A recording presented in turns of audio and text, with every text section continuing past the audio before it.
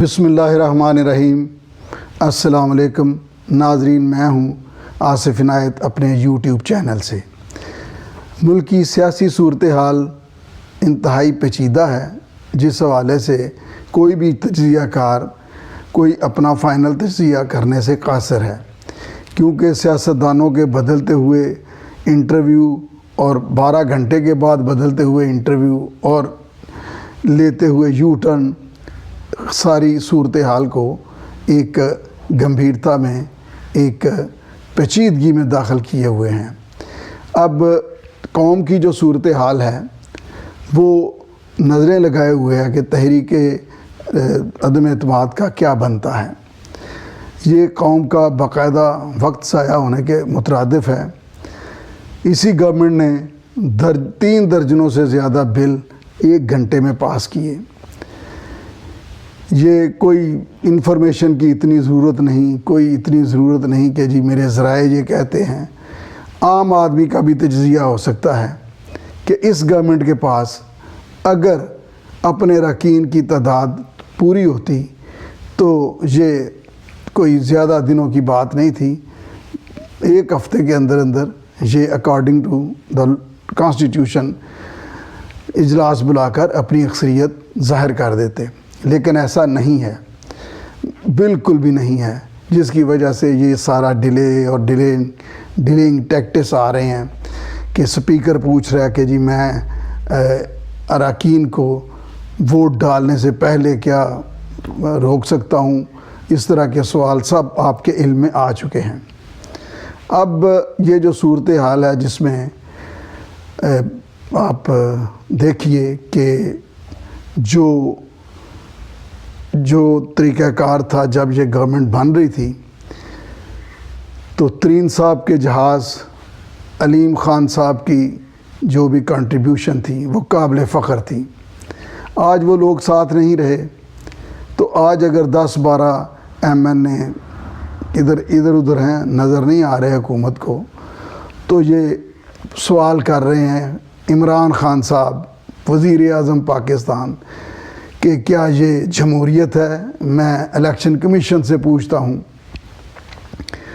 دراصل اور ایک بات میں نے کسی آرٹیکل میں بھی لکھا تھا کہ یہ ایک وقت آئے گا کہیں گے ہم نے تو حکومت کی ہی نہیں۔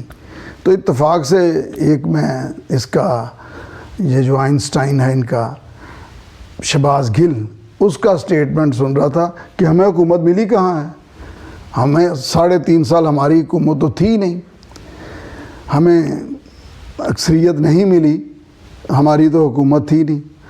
آپ کے ساتھ کیا حمایت حاصل نہیں ہوئی آپ کو میڈیا کی، اداروں کی، ہر ادارے کی، اور 8 جماعتوں کے اتحاد کے علاوہ تمام ادارے آپ کی پشت پر کھڑے تھے۔ اتنی بڑی سپورٹ کے بعد بھی اگر آپ کہیں کہ ہم نے حکومت نہیں کی، آپ نے جس کو چاہا اندر تن دیا، جس کو چاہا جو بل چاہا منظور کر لیا، پھر بھی حکومت نہیں۔ اور جب لوگ مہنگائی سے چیخو پکار اٹھے، چیخو پکار مچی، تو وزیر اعظم کہتے ہیں کہ میں آلو اور ٹماٹر کی قیمتوں کے لیے نہیں، قوم بنانے آیا تھا۔ قوم ماشاءاللہ آپ نے ایسی بنائی ہے کہ بیٹا باپ سے اور میاں بیوی، بہن بھائی سب آپ نے لڑا کے رکھ دیے۔ اس کی بنیاد جھوٹ تھا۔ جھوٹ ویسے ہی اللہ رب العزت کا یہ حکم ہے کہ جھوٹوں پر لعنت ہے، تو وہ گورنمنٹ یا وہ سوسائٹی، معاشرت کیسے پنپ سکتی ہے جس کے سٹیک ہولڈر جھوٹے ہوں، وہ کسی بھی سائڈ کے ہوں۔ اور یہ یاد رکھیے کہ عروج کو نہیں، ہمیشہ تکبر کو زوال آتا ہے۔ حکومت کا تکبر، انا پرستی، خود ستائشی، منتقم المزاجی، بغض محض وزیر اعظم نہیں، ترجمانوں، مشیروں اور وزراء کی آپ کوئی بھی سپیچ نکال کے دیکھ لیں، آپ کو نفرت نظر آئے گی۔ نفرت بونے سے پھول نہیں اگتے۔ انہوں نے اپوزیشن کو ہمیشہ کہا کہ یہ نکمی ہے، یہ نکھند ہے، یہ فلان ہے۔ تو اب اپوزیشن نے صرف ایک تحریک شروع کی ہے اس کے لیے 172 ووٹ خان صاحب کافی ہیں جو آپ کی حکومت اور آپ کی وزارت عظمیٰ کو برقرار رکھیں گے۔ ابھی میں بتاتا ہوں کہ اس کا انجام کیا ہوگا۔ اچھا، اب اگر 172 لوگ آپ کے ساتھ نہیں ہیں تو پوری دنیا مل کر تحریک عدم اعتماد جو ہے اس میں آپ کی مدد نہیں کر سکتی۔ یہ فیصلہ اراکین اسمبلی نہیں کر رہا ہے، جن کے کبھی جہاز بھر بھر کے آیا کرتے تھے اور آپ گلوں میں ان کے گردن پہ اور پٹکے ڈالا کرتے تھے اپنی نشانی کے طور پر کہ جی شامل ہو گئے ہیں۔ اب حالات جب کروٹ بدلتے ہیں تو پھر سب کچھ بدل جاتا ہے۔ سیاستدان اپنے آنے والے وقت کو سوچتے ہیں، اور یہ کیا کم ہے کہ 8 جماعتوں کا اتحاد اور تمام اداروں کے ساتھ آپ 6 جماعتوں، اور ان میں بھی جماعتیں بھی پوری نہیں، 2-3 جماعتیں ہیں ان کے ساتھ، اور وہ بھی ایسی مقید، ایسی اس میں یرغمال شدہ اپوزیشن آپ کو ملی کہ آپ اس کو کنٹرول نہ کر سکے، آپ لوگوں کے دکھوں کا ازالہ نہ کر سکے۔ آپ نے مہنگائی کی طرف، بیماری کی طرف، دوائیوں کی قیمتوں کی طرف، خورد و نوش کیا بنیادی ضروریات زندگی کی طرف آپ نے توجہ نہ دی، اور آپ نے صرف تن کے رکھا اپوزیشن کو۔ ان کو بھولے رکھتے، آپ ان کا احساس کرتے جو آپ پر امیدیں باندھے بیٹھے تھے۔ لیکن انتقام سے بھرا ذہن کبھی بھی جو ہے وہ معاشرت میں پراسپیرٹی نہیں لا سکتا، خوشحالی نہیں آ سکتی۔ اب تحریک عدم اعتماد کے حوالے سے بات کرتے ہیں۔ مجھے یاد ہے جناب ذوالفقار علی بھٹو صاحب کے خلاف جب تحریک چل رہی تھی تو ادھر ہی گورنر ہاؤس پنجاب میں ایک پارٹی میٹنگ تھی، اجلاس تھا، بہت ورکرز وغیرہ تھے۔ انہوں نے کہا جی کہ ہم بھی جلوس نکالتے ہیں، ہم ان کا افرادی قوت سے مقابلہ کرتے ہیں۔